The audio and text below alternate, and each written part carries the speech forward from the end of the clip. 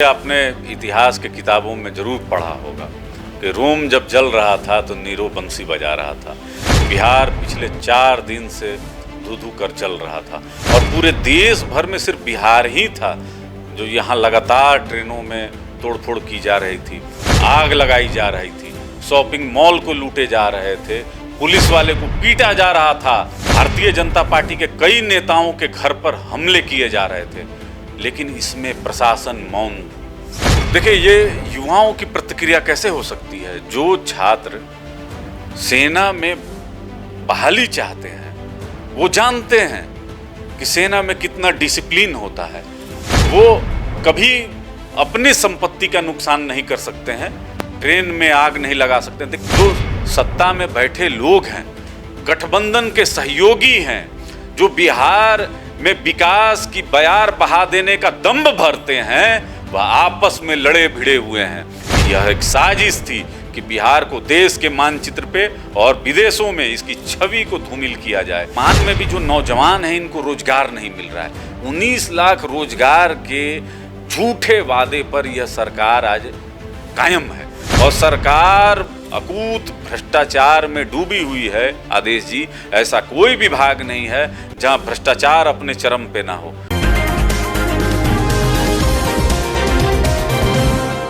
नमस्कार, आप देख रहे हैं NBC 24। मैं हूं आदेश पुरी। केंद्र सरकार के सैन्य सुधार में सबसे प्रमुख योजना जो है अग्निपथ, उसने बिहार के सियासत में तांडव मचा कर रख दिया। आपको बता दें कि इस योजना के बाद सबसे पहले प्रतिक्रिया युवाओं की आई और उसमें ऐसी परिस्थितियां बन गई जिससे अब बिहार के सत्तारूढ़ दल जो है आपस में लड़ रहे हैं, आरोप प्रत्यारोप चल रहा है। और इन सब के बीच में बताएं कि लोग कंफ्यूज हैं अभी कि आखिर बिहार की सरकार में क्या चल रहा है। हमारे साथ हैं लोजपा रामविलास के प्रवक्ता हैं चंदन सिंह जी, इन्हीं से बात करेंगे कि आखिर बिहार में क्या चल रहा है। चंदन सिंह जी, क्या ऐसी परिस्थिति आपने देखा था कि सत्तारूढ़ दल जो है आपस में ही तू मैं किए हुए हैं? देखिए आदेश जी, आपने इतिहास के किताबों में जरूर पढ़ा होगा कि रोम जब जल रहा था तो नीरो बंसी बजा रहा था।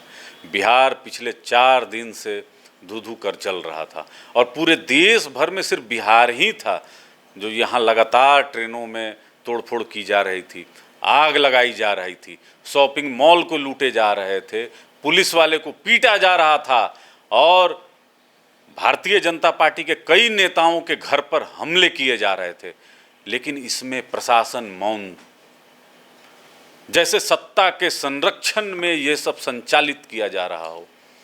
और अब रुकना चाहूँगा, क्या लगता है कि ये युवाओं की प्रतिक्रिया थी या फिर सोची समझी साजिश के तहत हो रहा था ये सब? देखिए, ये युवाओं की प्रतिक्रिया कैसे हो सकती है? जो छात्र सेना में बहाली चाहते हैं वो जानते हैं कि सेना में कितना डिसिप्लिन होता है और जो हमारे किसान और मध्यम वर्गीय जो परिवार के बच्चे जो सेना में जाते हैं वो कभी अपनी संपत्ति का नुकसान नहीं कर सकते हैं, ट्रेन में आग नहीं लगा सकते हैं। देखिए, आज भी कई स्टेशनों पे आप जब देखेंगे तो लोग चादर बिछाकर सोए हुए हैं, कई ट्रेनें को रद्द कर दिया गया है, तो आवागमन का पूरा जो साधन है बिहार में वो चरमरा गया है। जैसे कि सुनियोजित तरीके से इसको अंजाम दिया जा रहा था और अब तो जो सत्ता में बैठे लोग हैं, गठबंधन के सहयोगी हैं, जो बिहार में विकास की बयार बहा देने का दम्भ भरते हैं, वह आपस में लड़े भिड़े हुए हैं। तो इससे स्पष्ट हो जाता है कि यह एक साजिश थी कि बिहार को देश के मानचित्र पे और विदेशों में इसकी छवि को धूमिल किया जाए। देखिए, जिस राज्य के मुख्यमंत्री के पास गृह विभाग हो और कई खुफिया विभाग उनके अंतर्गत में आता है, उनके पास क्या पहले से इनपुट ये नहीं था कि इस तरीके की वारदात हो सकती है? आप 2000 करोड़ से ऊपर की संपत्ति यहाँ पर जलकर खाक हो गई, इसका जवाब दे और जिम्मेवार कौन है? चंदन जी, एक प्रश्न है कि भारतीय रेल जो है वो कश्मीर में भी जाती है जहाँ पर आतंकी हमला भी होता है। जी। नॉर्थ ईस्ट भी पहुँच गई जहाँ पर उग्रवाद बहुत सारे राज्यों में प्रभावित रहता है, लेकिन तभी दिनों रात ट्रेन चल रही है। नक्सली क्षेत्र जो उड़ीसा है, छत्तीसगढ़ है, वहाँ भी दिनों रात ट्रेन चलती है। लेकिन बिहार में सुशासन की सरकार है और यहाँ पर दिन में ट्रेन नहीं चल रही है, रात को चलेगी। आखिर ऐसी स्थिति क्या सुशासन के राज्य में हो सकती है? देखिए, इस समझने की ज़रूरत है कि बिहार से जितने लोग पलायन किए, यहाँ रोजगार के अवसर नहीं थे, तो यहाँ से पिछले 16 साल में लाखों लोग यहाँ से पलायन किए, तो एक लोड जो था बिहार पे कम हुआ। अब यहाँ में वर्तमान में भी जो नौजवान हैं इनको रोजगार नहीं मिल रहा है। 19 लाख रोजगार के झूठे वादे पर यह सरकार आज कायम है। और यहाँ के जो वर्तमान जो नौजवान हैं, जो शिक्षित हैं, पढ़े लिखे हैं, मेहनतकश हैं, कुछ देश के लिए, बिहार के लिए करना चाहते हैं, उनको भी यह सरकार अवसर नहीं देती है। लाठी और डंडे से उनको मारा जाता है। लगातार आप चल जाइए, गर्दनी बाग में धरना और प्रदर्शन जारी रहता है साल के 365 दिन, और सरकार अकूत भ्रष्टाचार में डूबी हुई है। आदेश जी, ऐसा कोई विभाग नहीं है जहां भ्रष्टाचार अपने चरम पे ना हो। तो इसका मुख्य वजह तो यही हमको दिखाई पड़ता है कि आप रोजगार नहीं दे पा रहे हैं, तो आप छोड़ दिए हैं। अब उसमें असामाजिक तत्व हैं, कौन से हैं, ये तो जांच का विषय है। लेकिन कभी भी पढ़ने लिखने वाले, दौड़ने वाले और देश की सेवा करने वाले छात्र कभी भी किसी के घर को निशाना नहीं बनाएंगे, राहगीरों को नहीं पीटेंगे, दुकानों को नहीं लूटेंगे। हमारे संस्कार में और बिहार के इतिहास में जो हमारा गौरवमय इतिहास है, ऐसा उदाहरण कभी देखने को नहीं मिला है। आप कल्पना कर लीजिए कि लग रहा था जैसे एक सिविल वॉर छिड़ गया है। अब मतलब कोई बचने वाला नहीं है। एक भयावह स्थिति थी, और उसमें जब बिहार के माननीय मुख्यमंत्री जी मौन हो जाते हैं तो बिहार के 13 करोड़ आवाम डर जाती है। और देखिए, क्यों मौन क्यों हो गए हैं? आखिर आप लोग भी राजनीतिक दल के मेंबर हैं, राजनीति करते हैं आप लोग, लेकिन एक राज्य का मुखिया, उसके राज्य में 3-4 दिनों से जो है उपद्रव चल रहा है और वो शांत है, एक ट्वीट भी नहीं कर रहा है, बयान देना तो दूर की बात है। आदेश जी, देखिए, आप ही वो व्यक्ति हैं जो बीपीएससी के प्रश्न पत्र जब लीक हुए तो सबसे पहले भांडा फोड़ आपने किया। टाइम क्या हो रहा था उस समय? 2 बज रहा था।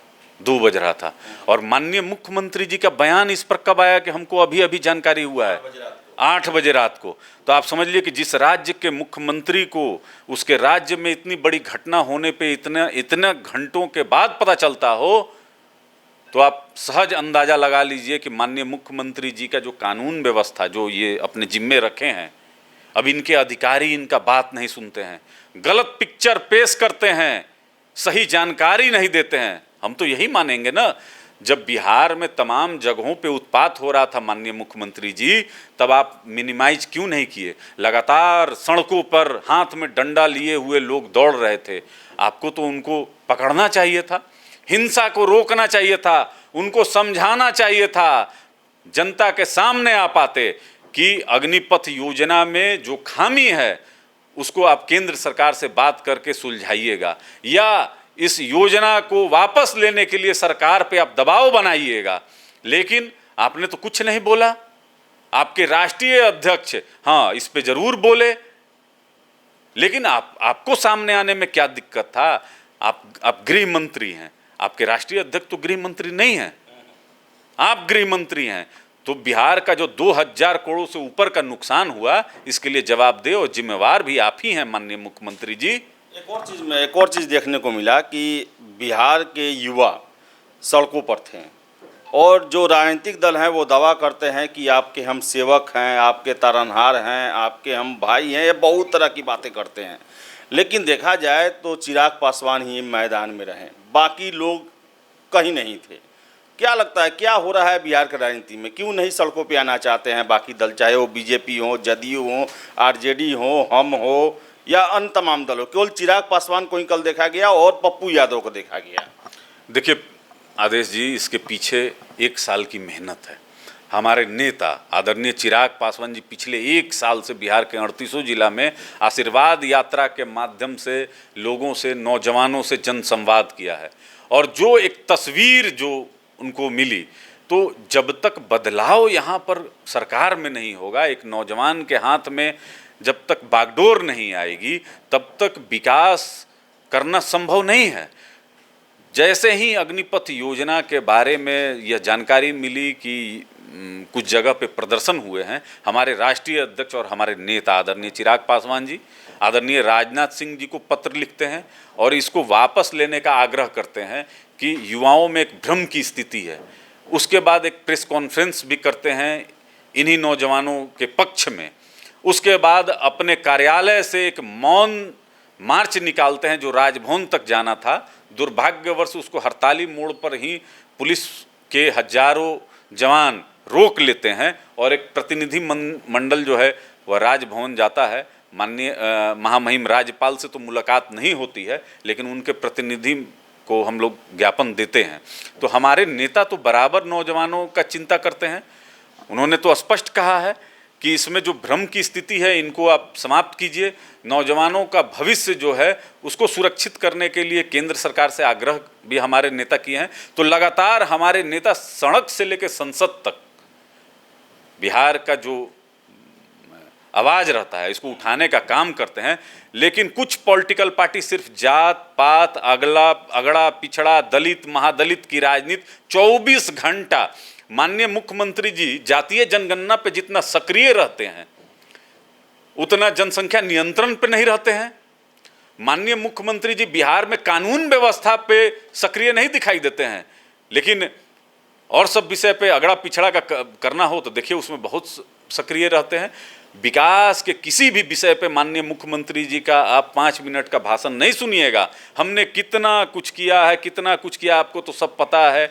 न्याय के साथ विकास कहाँ है आपका? बिहार में जो अपराध बढ़ा हुआ है, बिहार में जो भ्रष्टाचार बढ़ा हुआ है, बिहार में जो बेरोजगारी बढ़ी हुई है, बिहार में स्वास्थ्य सुविधाओं का जो अभी हालात है, माननीय मुख्यमंत्री जी इस पर हम लोग किससे जवाब मांगे? संजय जायसवाल एक आरोप लगाए हैं कि ये प्रशासन जो है उनके नकारेपन के कारण, एक तरह से उन्होंने इनडायरेक्टली आरोप लगाया है कि सरकार में हम लोग रहते हुए भी हम लोग हमला के शिकार हुए हैं और जदयू ने साथ नहीं दिया। एक तरह से जदयू ने उनको प्रश्रय दिया और उन लोगों पर हमला हुआ, बीजेपी के असुरक्षित हो गए। क्या कहना है? देखिए, भारतीय जनता पार्टी के प्रदेश अध्यक्ष आदरणीय जायसवाल जी ने जो कहा उसका लब्बो लुआब यही है कि रोम जलता रहा और नीरो बांसुरी बजाता रहा। संपूर्ण बिहार जलता रहा और मुख्यमंत्री के पास गृह मंत्रालय होते हुए भी इनके प्रशासन के लोग चुप्पी साधे हुए रहे। यानी अध्यक्ष जी जो बोल रहे हैं कि एक फायर ब्रिगेड का जो कर्मचारी है वो बोलता है कि सीओ जब तक आदेश नहीं देंगे तब तक मैं नहीं आऊंगा, तो आप समझ लीजिए कि एक प्रदेश अध्यक्ष की पीड़ा क्या है, जो गठबंधन में है। अब प्रमुख जनता दल यूनाइटेड से ज़्यादा हैं संख्या में, उसके बावजूद कितना दबे हुए हैं। तो आप क्या कारण है, क्यों इतना दबे हुए हैं, क्यों इतना मजबूर है? राष्ट्रीय अध्यक्ष जो जनता दल यूनाइटेड के राष्ट्रीय अध्यक्ष जिन भाषा का वो प्रयोग किए उनको मानसिक विकार से पीड़ित बताए, इसका मतलब वो अप्रोक्ष रूप से पागल बोल रहे हैं। इनके संसदीय बोर्ड के अध्यक्ष बोल रहे हैं कि संजय जायसवाल की बातों का कोई तवज्जो नहीं है, यानी कोई औकात नहीं है। जो अगर ऐसे बोलचाल की भाषा में मैं कहूँ तो मतलब कोई औकात नहीं है इनका। तो अब भारतीय जनता पार्टी का यहाँ बिहार में नेतृत्व कर रहे हैं जायसवाल जी। जायसवाल जी पे बोलने का मतलब है कि भारतीय जनता पार्टी के तमाम नेता और कार्यकर्ता के ऊपर टिप्पणी करना है।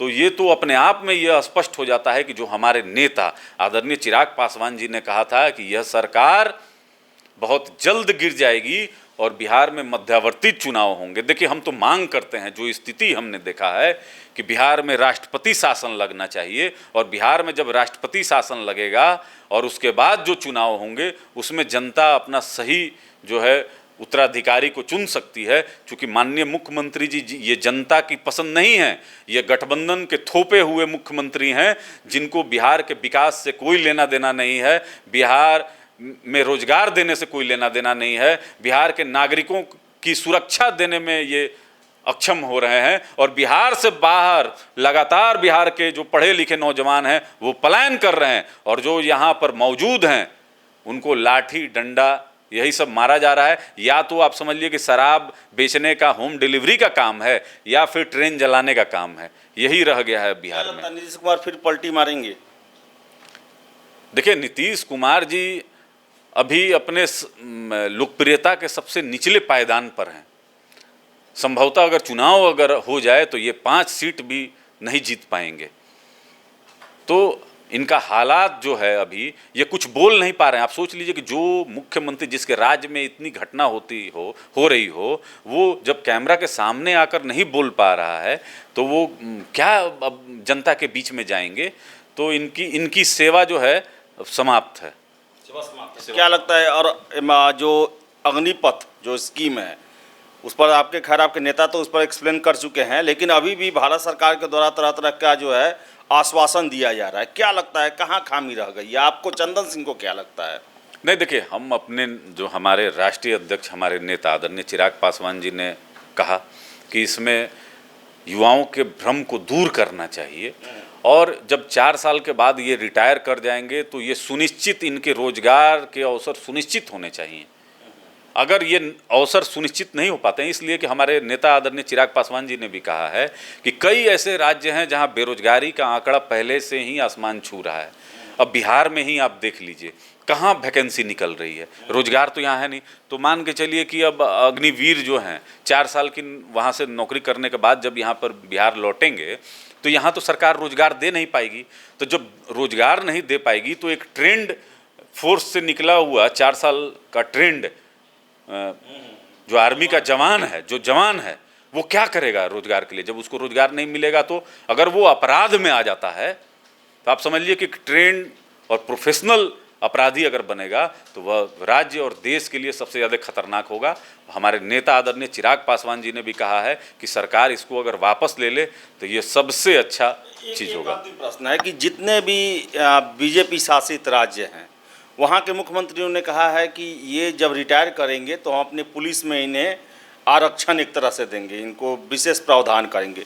बिहार ने अभी तक इसका घोषणा नहीं किया है। क्यों? देखिए, इसलिए कि जब आर्मी में आप जाते हैं तो आप 6 फीट के होते हैं, लेकिन बिहार में आप देखिएगा तो यहाँ तो 4.25 फुट का सिपाही में भर्ती किए हुए हैं माननीय मुख्यमंत्री जी। तो अब क्यों कि यहाँ तो अंडर टेबल बहुत काम न होता है, यहाँ तो भ्रष्टाचार इतना बढ़ा हुआ है कि आप देख लीजिए, आपका बीपीएससी का प्रश्न पत्र लीक कर जाता है और इसका भांडा फोड़ने के जगह कि हम सीबीआई को दें, कोई ऐसी एजेंसी को दें जहां तुरंत भांडा फूटे, तो ये बिहार पुलिस को थमा देते हैं। आज तक कोई केस का उद्भेदन हुआ है और ये भी जांच की आंच जो है सुनते हैं कई अफसरों के पास है। तो अब इसमें हम लोग क्या ज़्यादा बोलें, जांच ही सही तरीके से बिहार में नहीं होने दिया जाता है। और माननीय मुख्यमंत्री जी इतना बवाल हुआ, एक भी शब्द बोले कि नहीं ठीक है, अग्निवीर जब वहाँ से आएंगे तो हम अपने पुलिस में इनको बहाली करेंगे और हम रोजगार की गारंटी देते हैं कि जितने आएंगे उतना हम यहाँ पर रोजगार देंगे। एक भी शब्द, चूँकि रोजगार तो इनके पास है नहीं, कहने को कुछ नहीं है आदेश भाई, यहाँ पर कुछ नहीं है, यहाँ पर सिर्फ अपने चरम पर बेरोजगारी है, कुछ नहीं है यहाँ पर। तो कुछ नहीं है। और आपको बता दें कि चिराग पासवान शुरू से जिस दिन बिहार विधानसभा का रिजल्ट आया उस दिन से कह रहे हैं कि बिहार में मध्यावधि चुनाव होंगे और सिचुएशन ऐसा आ गया है, बीजेपी के ही नेता ये मान के चल रहे हैं कि अब हमारा इनके साथ रहना जो है बेकार है और हमारी जगहसाई हो रही है। और सबसे बड़ा आश्चर्य, सुशासन का राज्य है और इतना तांडव हुआ, उपद्रव हुआ, आगजनी हुआ, सड़कों को जाम किया गया, लेकिन बिहार के मुख्यमंत्री एक शब्द भी नहीं इस पर बोले हैं, न ही ट्वीट किए हैं। तो ये जो है काफ़ी परेशान कर रहा है बिहार वासियों को और अन्य दल के नेताओं को भी कि आखिर मुख्यमंत्री का मौन क्या कहता है। और सभी लोग ये कयास भी लगा रहे हैं कि इस मौन का जो है बहुत बड़ा कोई ना कोई कारण होगा और वो कुछ दिनों में सब लोगों को पता चलेगा। तो खैर, इन सब के बीच में हम आशा करेंगे कि सरकार किसी भी तरह युवाओं को समझाए, उनके भ्रम को दूर करे और उनके भविष्य के स्थिरता के लिए कुछ ना कुछ काम जरूर करे। तो फिलहाल इस वीडियो में इतना ही। बहुत बहुत धन्यवाद।